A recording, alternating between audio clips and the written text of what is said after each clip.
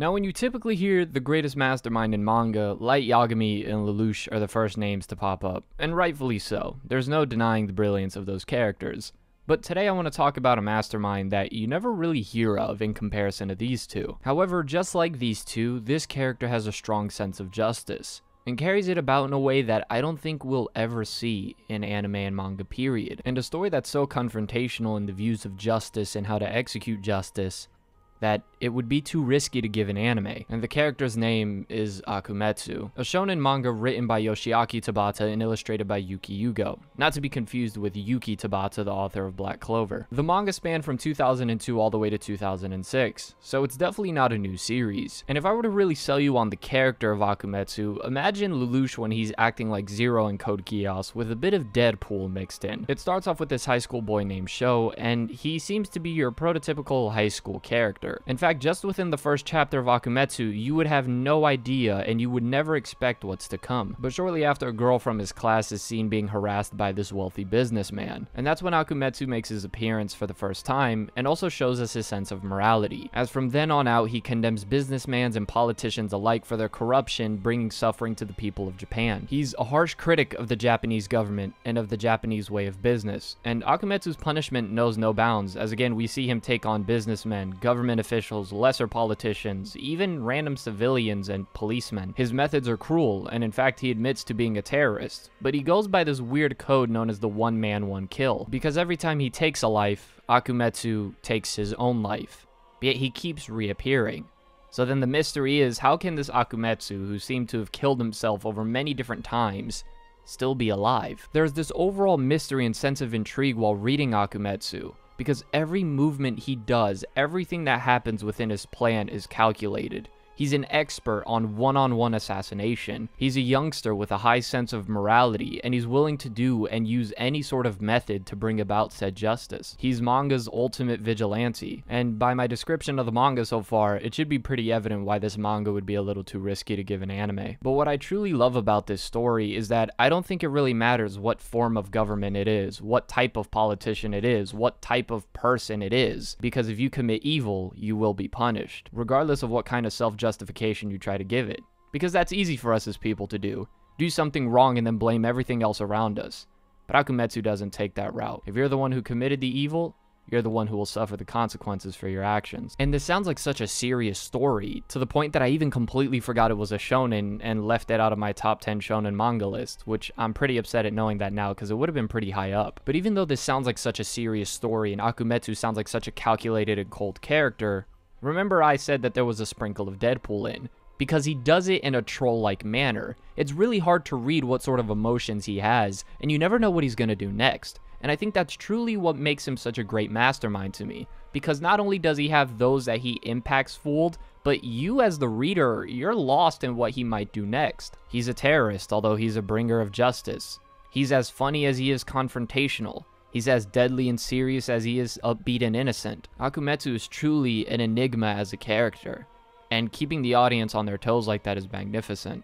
I truly don't know any other character even like this. I think he's truly one of the most unique characters ever and a complete package, offering a wide range of different emotions and tones throughout the entire series, as well as serving the role of protagonist and yet feeling like the antagonist of the story. And I think he really checks off all the boxes when it comes to being a mastermind throughout the series, because throughout the manga there will be many moments where he is planning things behind the scenes, and he's very intricate in the ways that he goes about his assassinations. For example, in the press conference room where he ends up using a chair to lunge it through another human being, but also in that very same scene, he's capable of convincing the entire world that despite being a terrorist, which he claims himself, he's morally correct, and he does it by paying the price himself, which he always does throughout the entire manga, but by also exposing every corrupt politician and government official in the room. He's not anti this government, he's anti-evil. Therefore, if the government is evil, then he'll be against that government. And he's not some sort of anarchist, because he believes order is necessary. But if the order is evil, then he's anti-order. Or at least he's anti the current order that is in power. And this is what I really do enjoy about Akumetsu, is because even though it can get a bit political, which does turn some people away, him as a character is never a political figure, nor is he really a political statement, although he seems to make a lot of those. He's a bringer of justice, regardless to who that may be. And I know it might sound a little confusing, but hopefully the name in and of itself simplifies it. Akumetsu means destroyer of evil. That's his purpose. It's as simple as that. And yet, he himself has a question of this morality. It's a question that's proposed to us as the audience while reading this. Quote, "After all the evil people in this world are dead, will this world be peaceful?" Because that's truly the question, isn't it? Is if your job is to destroy evil, then when does it stop? Aren't we all evil? What truly defines what's good and evil? And even though we may try with good intention, we as imperfect people will never be able to provide the perfect answer to this question. In this castle, Akumetsu plays the jester, the judge, and the executioner. And the real brilliance behind Akumetsu is he doesn't deny the hypocrisy behind what he says sometimes. He recognizes that there is. He knows that the actions in which he commits and the way that the author depicts this story is a revenge plot, but it's a revenge story that goes up and beyond what the typical one is willing to do. And as I've stated many times in this video, he goes by the one man, one kill rule. For every person that dies because of Akumetsu, and Akumetsu dies as well. But yet he's like the horror movie Saw.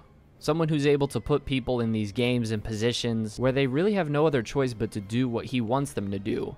And Akumetsu, even though at times using physical methods, he does this in a verbal sense, making people admit to what they've done wrong in front of millions, opening the eyes to the people of Japan behind who truly has caused their suffering. The perfect balance of being a critic and a punisher of the evil forces that may surround us as people, but also the importance of individual responsibility. He's always where he needs to be, he always says what he needs to say, and he always does what he needs to do. There are really no errors in terms of Akumetsu, and anything that may happen to deviate his plan that's outside of his control, well, there's nothing stopping him from fixing that, and then punishing the person who tried to mess things up in the first place. He has a charisma and ability of speaking on levels of characters like Lelouch, like Light, and even greater ones like Johan from Monster. And I truly believe that, for when he enters the press conference around chapter 59, he now becomes the host. Every word that he says carries weight, and everyone needs to pay attention and listen closely. And he's the embodiment of a symbol, the symbol being the mask. As he says to the people, wearing the mask means we've become one with our death. The mask is what brings about their death. Therefore, anyone who's willing to try to exact justice should be willing to receive the same justice they're trying to exact. If you want to follow in the footsteps of Akumetsu, you must be ready for death yourself. It's a very intense message, and it's a very intense series full of gore and action non-stop, and it's a very fast-paced read. But at the end of all these chapters is a little chibi Akumetsu, at times representing the depictions and analogies that Akumetsu himself tries to say throughout the story. He's truly an unstoppable force. They've tried to test him verbally, they try to test him physically. They send all of the government forces of Japan onto this man, and yet, nothing can really stop him, as the mystery of Akumetsu contributes a huge amount to his success, and that's because Akumetsu is more than just one. And you might be wondering how that's the case. And well, I think that's something you should read for yourself. So if you are interested, make sure to check out Akumetsu the manga. I truly think it's a phenomenal read, and it's one of my favorite manga of all time, and Akumetsu as a character is one of my favorites. Genuinely a true mastermind. It's around 162 chapters, and so if you are interested, once again, make sure to read it.